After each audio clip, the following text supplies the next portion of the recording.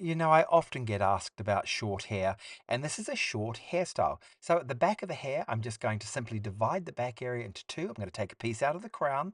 I'm going to divide the back into two, and I'm going to twist one side up like this, and I'm going to pin this up. I'm going to do the same on the opposite side. Twist them, pin them together. Then with the tails, I'm going to back comb and create a little hair pad.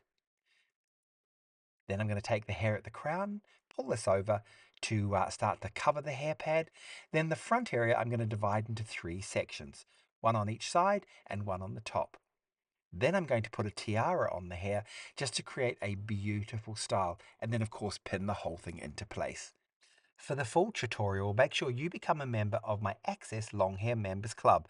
And better still, make sure you tune in every Monday night at 8 o'clock UK time on Facebook, Instagram, and TikTok and learn a new hairstyle every week.